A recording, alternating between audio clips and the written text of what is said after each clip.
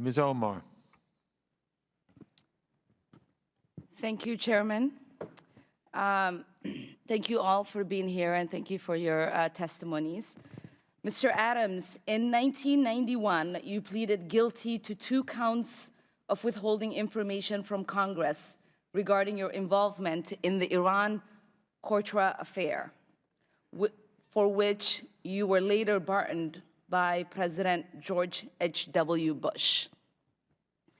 I fail to understand why members of this committee or the American people should find any testimony that you give today to be truthful. If I can respond to that. It wasn't a question. That was not a question. That was I reserve the right to my time. It is not right. That was not a question. This committee can attack on February a witness 8th, who is not permitted to reply. That was not a question. Thank you for your participation. On February 8th, 1982, you testified before the Senate Foreign Relations Committee about U.S. policy in El Salvador. In that hearing, you dismissed as communist propaganda report about the massacre of El Mozote, in which more than 800 civilians, including children as young as 2 years old, were brutally murdered by U.S.-trained troops. During that massacre, some of those troops bragged about raping a 12-year-old girl before they killed them. Girls before they killed them.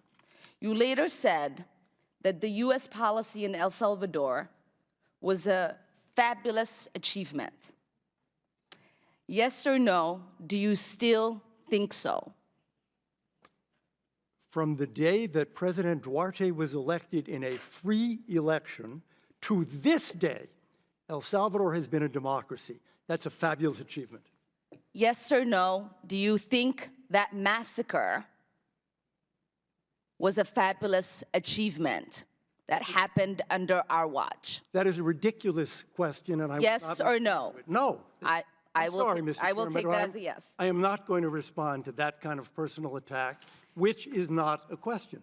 Yes or no, would you support an armed faction within Venezuela that engages in war crimes, crimes against humanity or genocide, if you believe they were serving U.S. interest, as you did in Guatemala, El Salvador, and Nicaragua?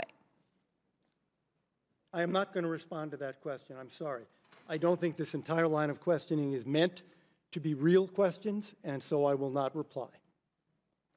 Whether under your watch, a genocide will take place, and you will look the other way because American interests were being upheld, is a fair question, because the American people want to know that anytime we engage a country, that we think about what our actions could be and how we believe our values are being furthered.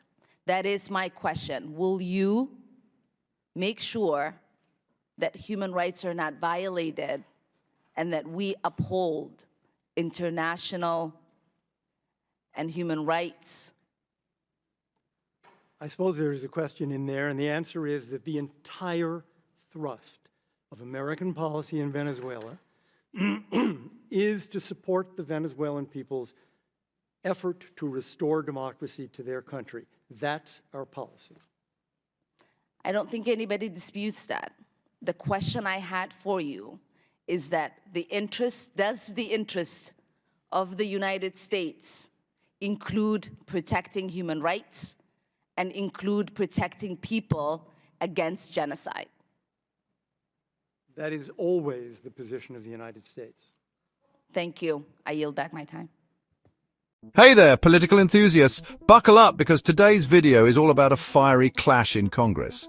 On February 13th, 2019, Rep. IIhan Omar took on Trump's special envoy to Venezuela, Elliot Abrams in a House Foreign Affairs Committee hearing. This wasn't your average Quanda session. Omar went straight for the jugular. She started by questioning Abrams's credibility, bringing up his 1991 guilty plea for withholding information from Congress during the Iran-Contra affair. Remember that scandal where the Reagan administration secretly sold arms to Iran and funded the Contras in Nicaragua? Yeah, that one. But Omar didn't stop there. She pressed Abrams on his defense of U.S. policy in El Salvador, specifically his dismissal of reports on the El Mozote massacre. Over 800 civilians were killed by U.S.-trained troops, and Abrams had brushed off the initial reports as not credible. Talk about a history lesson with a punch. Abrams, on the other hand, was not having it. He avoided directly answering Omar's questions, labeling them as personal attacks. When Omar questioned whether he'd support armed factions committing war crimes in Venezuela like in Central America, Abrams insisted that U.S. policy sought to support democracy and prioritize human rights. But Omar wasn't buying it. She pushed him on America's commitment to preventing genocide and protecting human rights. The tension was palpable. Omar's line of questioning sparked strong reactions, with people on the left praising her for holding Abrams accountable, while conservatives jumped to his defense. So what do you think? Was Omar right to dig into Abrams's past, or was it all just a political spectacle? Let me know your thoughts in the comments, and don't forget to hit that like button and subscribe for more political showdowns. See you in the next one.